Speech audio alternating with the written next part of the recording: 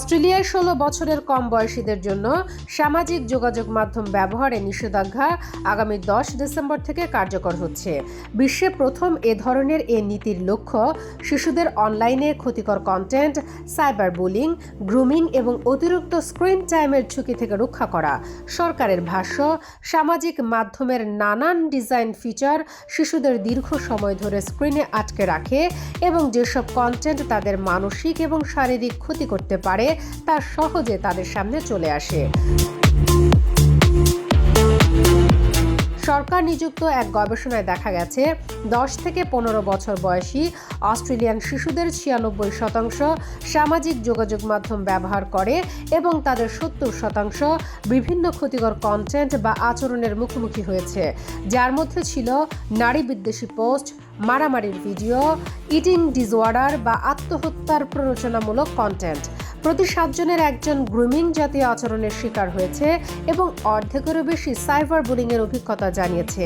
সরকার এখন পর্যন্ত Facebook, Instagram, Snapchat, thread, TikTok, x, YouTube, Reddit এবং স্ট্রিমিং প্ল্যাটফর্ম কিক এবং টুইচকে এই নিষেধাজ্ঞার আওতায় এনেছে।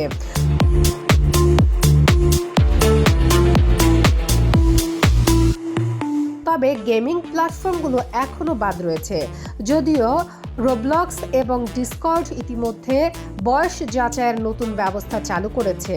ইউটিউব কিডস, গুগল ক্লাসরুম এবং হোয়াটসঅ্যাপকে এই তালিকায় রাখা হয়নি, কারণ এগুলো সামাজিক যোগাযোগ মাধ্যমের সংজ্ঞার মধ্যে আনা হয়নি। শিশু ও অভিভাবকদের নয়, সামাজিক যোগাযোগ মাধ্যম কোম্পানিগুলোকেই এই আইন মানতে হবে। ১৬ বছরের কম বয়সী কোনো শিশু যাতে অ্যাকাউন্ট খুলতে না পারে এবং বিদ্যমান অ্যাকাউন্টগুলো যাতে বন্ধ করা হয়, সেজন্য যুক্তিযুক্ত পদক্ষেপ নিতে হবে এসব কোম্পানিকে।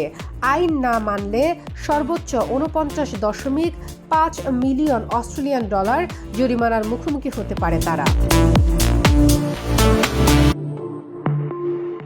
গুগল এখনও ইউটিউবকে অন্তর্ভুক্ত করার বিরুদ্ধে আইনি চ্যালেঞ্জের বিষয়ে বিবেচনা করছে বলে জানা গেছে।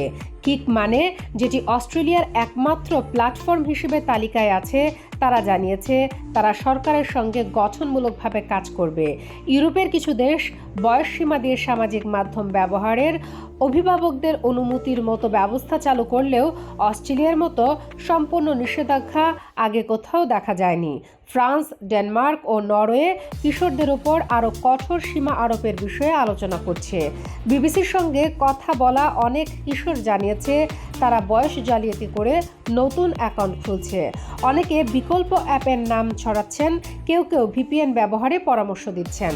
কিছু কিশোর আবার অভিভাবকদের সঙ্গে যৌথ অ্যাকাউন্ট তৈরি করছে।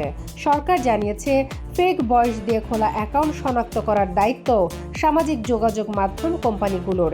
এই আইনের বাস্তবায়ন কতটা সফল হবে তা এখনও সময়ের অপেক্ষা, তবে এটি নিশ্চিত শিশুদের অনলাইন সুরক্ষার ক্ষেত্রে এটি বিশ্বের নজর কাটছে প্রথমবারের মতো এমন ব্যাপক নিষেধাজ্ঞার মাধ্যমে।